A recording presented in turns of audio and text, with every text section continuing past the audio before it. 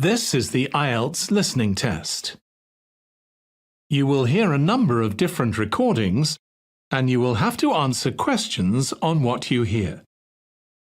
There will be time for you to read the instructions and questions, and you will have a chance to check your work. All the recordings will be played once only. The test is in 4 parts. At the end of the test, you will be given 10 minutes to transfer your answers to the answer sheet. Now turn to Part 1.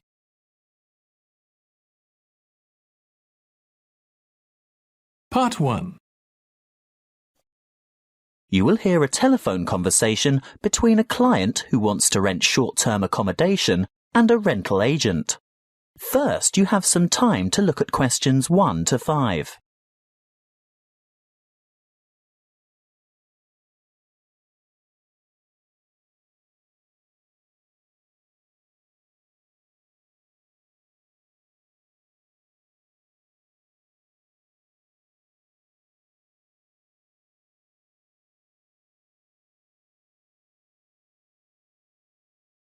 Now we shall begin.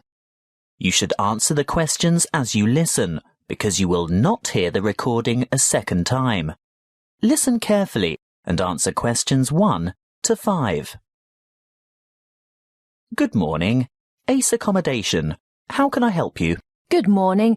I'd like to organise some short-stay accommodation on the Gold Coast, please. Certainly. Who am I speaking to? Miss McKinley. Sylvia McKinley. Could you spell your family name for me, please? It's Mackinlay. Thank you. And your first name is Sylvia? Yes. Is that with an I or a Y?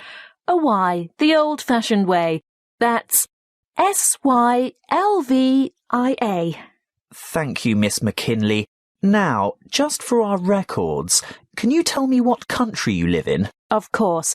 It's England, actually. I thought so. Now, when are you coming? Well, at the moment, we're planning on arriving on July the 26th. Oh, the 25th. That's the last day of the public holiday, and it might be difficult to find something available on that date. No, we're coming on the 26th of July. Oh, well, that's fine then. We'll have lots of good places vacant by then, although you wouldn't be able to move in until late afternoon because our cleaning crew will need time to get everything ready for you. That suits us. Our flight won't get in until early evening anyway. How many of you will there be? Just my sister and myself. And how long do you intend to stay? Oh, only a couple of weeks. We'd like to stay longer, but we'll have to get back to work. So, you're not coming on business then? No, it's just a holiday. Why, what difference does that make? Oh, you'd be surprised. Business people have different needs. You know, wireless internet, even fax machines and photocopiers. No, we won't need any of that stuff. We'll be coming to relax and get away from all that kind of thing. Before you hear the rest of the conversation, you have some time to look at questions 6 to 10.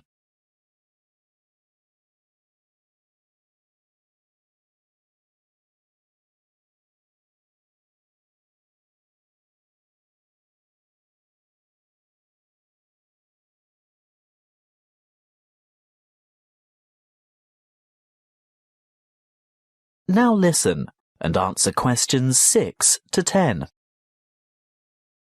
Good. Now, what exactly are you looking for? A house, a duplex, or an apartment? What's a duplex? Oh, that's what you might call a townhouse or a unit. You know, 2 houses semi-detached on the same property. Oh, I see. I think an apartment will suit us just fine. And how many bedrooms? 2. 1 or 2, it depends on the size. My sister and I don't mind sharing if it's a decent-sized bedroom with 2 beds. Well, that makes it easier. And car parking? Will you require a lock-up garage? They're a little harder to find with an apartment. We'll have a hire car, and as far as I know, there are no regulations concerning car parking. I think as long as it's not parked on the street and it's secure, there shouldn't be any problems. OK. Now, I'm assuming you want something by the beach. Yes, that's the idea. We want to enjoy the surf, sand and sunshine. OK, but before we settle on an area and discuss your price range, I'll need to know about other necessities. What do you mean? Well, for example, do you want to be close to a shopping mall or the casino or the fun parks? Or do you want to be in a complex with or near a swimming pool? No, none of that really matters to us. But we'd like to have reasonable access to the motorway so that we can drive up to Brisbane to visit friends there. Well, there are quite a few lovely small towns to choose from.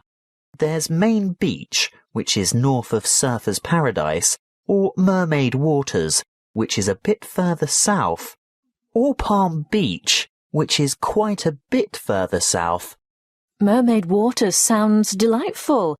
Is it close to the motorway? Well, not really. The M1 is actually closest to Palm Beach, and prices are likely to be more reasonable there too. That's settled then. Palm Beach it is. Now, if you'll just give me your email address, I can send you information about the town and lots of photos. Well, my email is smac13@hotmail.com. And one final thing. How much are you looking to spend per week on accommodation? Do you want something at the luxury end of the market? You know, newly redecorated, great views, all the mod cons? Not necessarily. Could we get something clean, comfortable and reasonable for $1,200 a week? Could you stretch that to $1,500 a week? I've got a property in mind that you'll absolutely love, but you'd have to go to $1,500. $1,200 wouldn't cover it. All right then, but that's our top limit. Good. I'll get onto this straight away, and there should be something in your inbox shortly.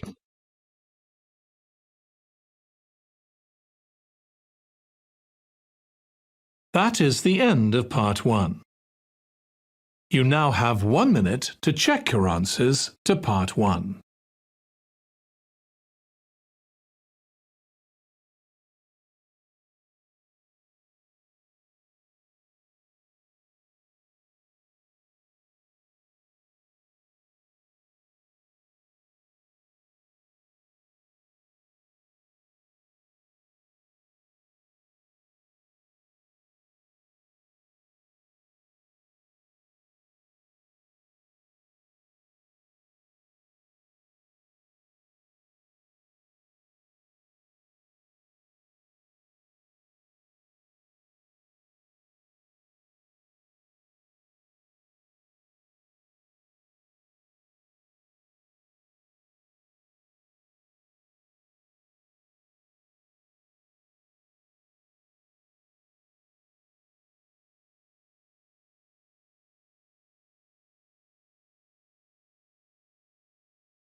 Part 2.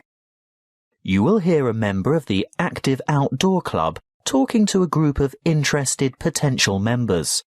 First, you have some time to look at questions 11 to 14.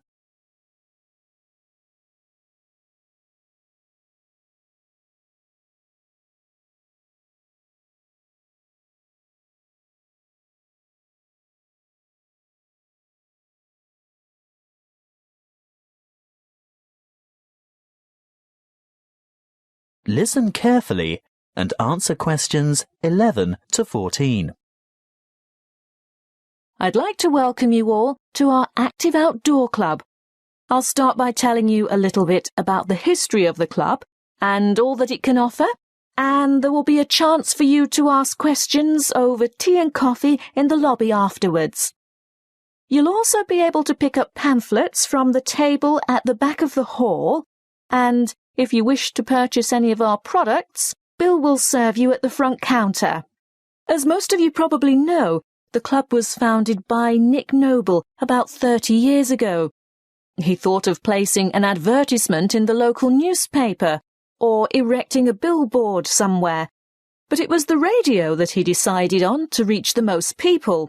You know, other people who might be interested in outdoor pursuits. Just basic activities like walking or tramping. Anything active that could take place in some of the beautiful outdoor settings that this country has to offer. Nick was overwhelmed by the response he got, and the club soon grew from a dozen or so friends and enthusiasts to around 200 members 20 years ago, and steadily since then to reach a membership of over 2,500 now. You don't have to be a hardened athlete or extreme adventurer. On the contrary, it's a group that encourages friendship and fellowship through social and recreational activities.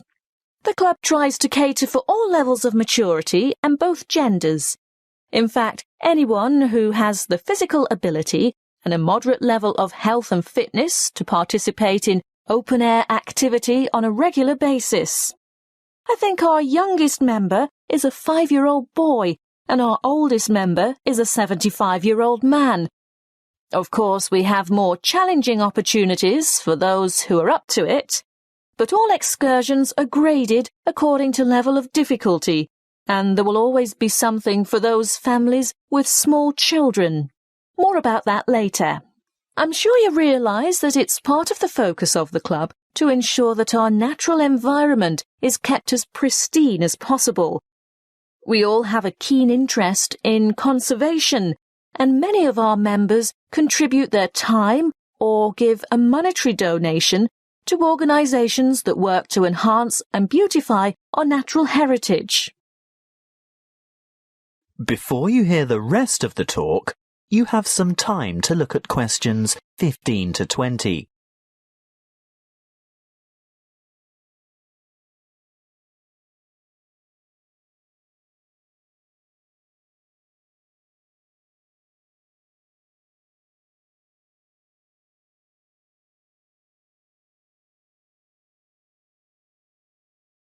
Now listen and answer questions 15 to 20. OK, now going back to the grades of activity, first of all, tramping. This is very popular with singles and couples without children, but is certainly not restricted to those groups. Tramping is arranged for Tuesdays and Saturdays throughout the year. Most tramps are of a duration of 3 to 5 hours, depending on the weather and the terrain, and of course the time of year. You would need to check the newsletter or the website to find out place and time, and if you wish to participate, phone the coordinator who can give you more information. I'll move on now to walking, which is very popular with families, but open to everyone. And walks are arranged for every Thursday and every Sunday over the course of the entire year. Walks last no more than 3 hours, although the Thursday walks might be shorter. And again, you would have to check the newsletter for details of the time and area to meet and get in touch with the walking organiser to confirm your participation. Now, the Wanderers are what you might call a subgroup of the Active Outdoor Club. This group was set up to cater for the less active, more elderly, or families with very young children who still want to enjoy the great outdoors, but without quite so much exertion. Bear in mind that the length of these activities is variable, but we're always home before dark. Any member of the club is welcome to join in their activities on a Sunday, which include visiting some of our more beautiful parks and botanical gardens, beach walks, picnics, and even boat trips to visit some of the small islands off the coast. Often guided tours can be arranged if there is enough interest. If you'd like to see what the Wanderers are up to, check the website and then phone the leader for more information. I'll bet you're all ready for that cup of tea now. But before I finish, I really must mention something that can be a lot of fun. A great opportunity to form new or strengthen existing friendships, and a chance to explore a part of the country that you may never have seen before. These are our mystery weekends. The committee puts a lot of time and effort into the organisation of these weekends away, not only for health and safety reasons, but also to ensure that everything runs smoothly and everyone has a good time. There will be a charge to cover travel and accommodation costs, but apart from that, it's an affordable and exciting weekend away from the city. For more information, call the chairman of the committee. You'll find his phone number in the newsletter. So, that's all I have to say at this point. Please enjoy the refreshments, chat with the others, and feel free to ask questions. All the committee members are wearing large red name badges, so they're easy to find. That is the end of Part 2. You now have 30 seconds to check your answers to Part 2.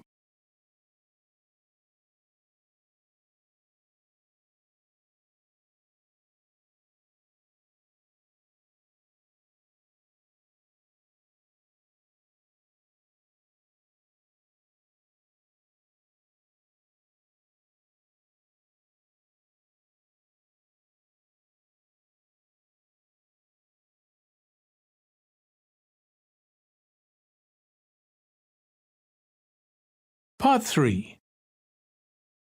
You will hear a conversation between an academic advisor and a student asking for information about a particular subject that she wants to study.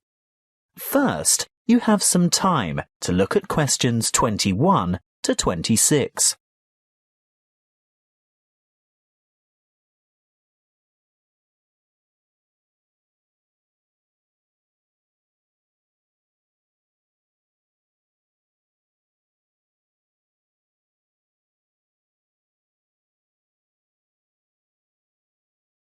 Listen carefully and answer questions 21 to 26. Come in and take a seat. Thank you. Now, you've made an appointment to see me with regard to one of the papers you want to enroll in next semester. Yes, that's right. It's the Globalization and Educational Change paper, GEC 692. Ah, well, I know the one you mean, but all the code numbers are going to change next semester, so although the course name will stay the same, the code will be ED995. Not that you have to worry about that. But the content will be the same, right? Oh, yes, to a large extent. The objectives are still to provide you with the skills and knowledge for analysing the challenges that globalization poses for education.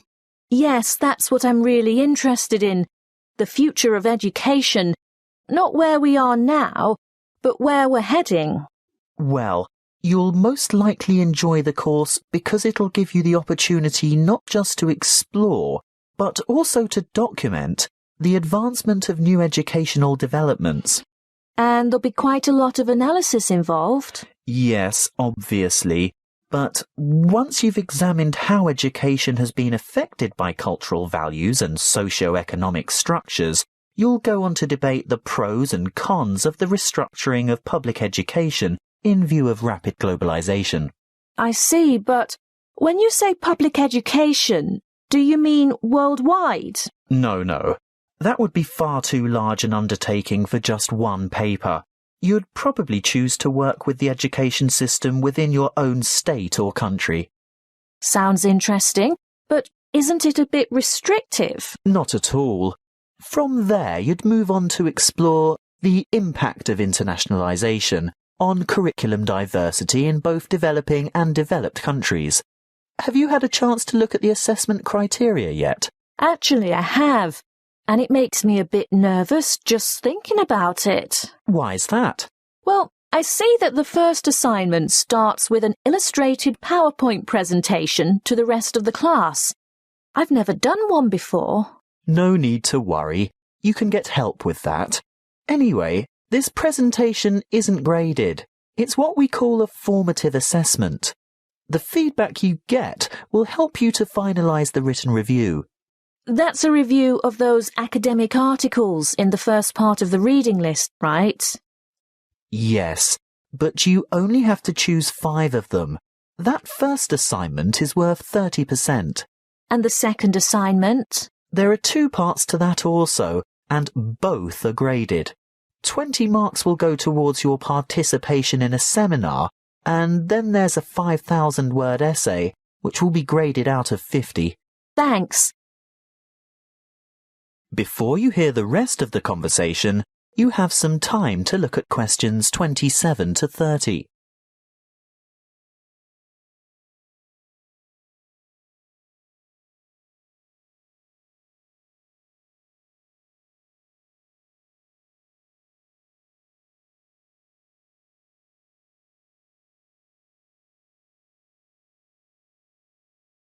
Now listen and answer questions 27 to 30. Is there anything else I can help you with? Yes, the reading list is quite long. Where do you think I should start? Well, I'd suggest you leave the articles until the semester is underway, but a good preparation would be to look at some of the major texts. These ones here. In any particular order? You could start with this one by Tower, here at the bottom of the page. Sorry, who? Tower. Tower. 2007. Comparative Education. That should give you a good basis. Then move on to Eliot. Educational Issues of the New Millennium. But be sure to get the 2008 edition, not the original 1998 edition, because so much has changed since 1998. The new edition has extensive revisions and a lot of new material. OK, so that's Tower first, then Eliot. I think I could handle a couple more over the summer break. Well, in that case, look for Brown's Education and Globalization, published in 2009. Actually, there are quite a few books by Brown, but I'd start with that one and leave his others till much later. And I'd also really recommend this one here, Globalization and Knowledge Policy by York, published quite recently in fact, 2010. That is the end of Part 3. You now have 30 seconds to check your answers to Part 3.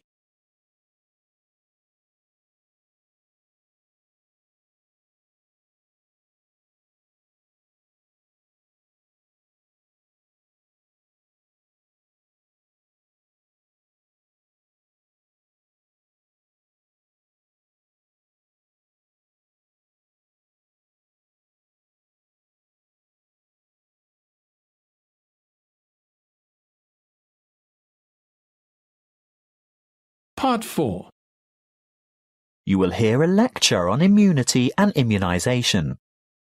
First, you have some time to look at questions 31 to 40.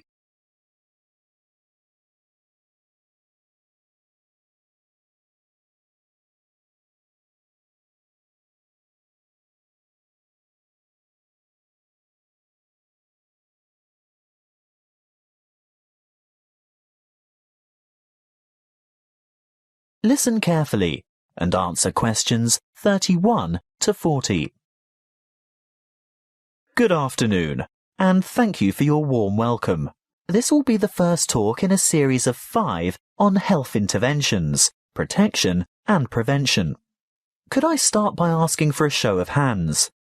How many of you have had a flu vaccination at the beginning of winter? I thought so. You young ones always think you're indestructible. Well, as you are no doubt aware, disease-spreading germs or pathogens are everywhere. On a daily basis, the human body has to ward off attacks by various harmful bacteria and viruses. A healthy body has a good defense system against many of these germs, but the defense only operates well against microorganisms that it has already encountered, in which case it is said to be immune. There are 2 ways in which humans acquire natural immunity. Actively, when a person has first suffered and then recovered from an illness, and passively, when ready-made protection is transferred into the body, For example, from the maternal blood via the umbilical cord to an unborn child, or through breast milk. Now, artificially acquired immunity can help the body to fight disease, so we can use active immunization as a preventative measure. This is when a person is vaccinated against an illness by injection or oral ingestion of a tiny amount of weakened or inactive germs. Not enough to actually cause him or her to contract the illness, but sufficient for the body's defense system to recognize and respond to the threat by forming antibodies. Intervention using passive immunization, on the other hand, is a method of curing an illness after it is too late for prevention. It is less effective than active immunization and takes longer to work. It is used when the body has already been invaded by bacteria and the person is ill. In this case, there is no time for the body to make antibodies of its own, so proteins, usually taken from the blood of animals, are injected to equip the patient with the essential antibodies to combat the particular illness.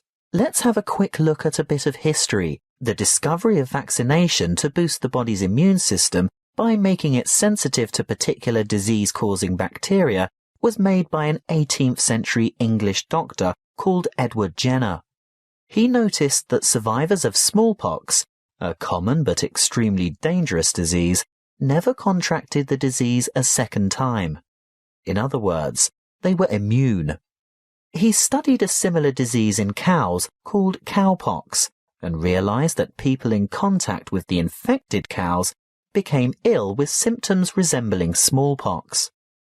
However, this disease was quite mild by comparison, and those who contracted cowpox were then immune to smallpox.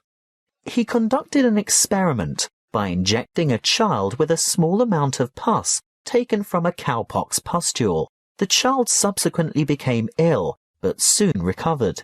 Later, he injected the child with pus from a smallpox pustule, and the child did not get sick. He had developed immunity to the more dangerous disease. The antibodies produced to fight the cowpox bacteria had been able to fight off the smallpox bacteria. What are antibodies?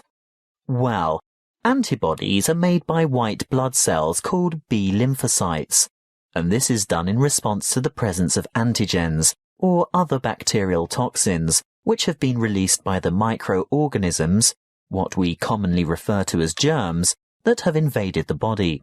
These Y-shaped antibodies, or you can think of them as antitoxins, may stop the toxins or repair the damage they have done by what is known as the antigen-antibody reaction, which takes place within the plasma of the blood.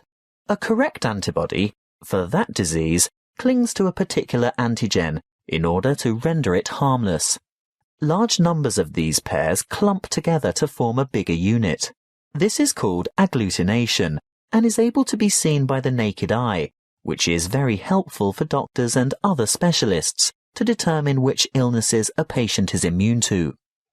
Inoculation or active vaccination can protect people from serious diseases. The vaccine may make a person feel unwell for a few days when the immune system starts to produce antibodies to match the introduced antigen. This is called a primary reaction. If that particular antigen should ever enter the body again later, a secondary reaction takes place. The body is then able to produce large numbers of corresponding antibodies within a short time, so the invading antigens are quickly wiped out, without the person suffering any harm from the disease.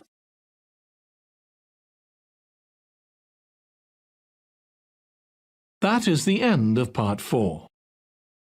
You now have 1 minute to check your answers to Part 4.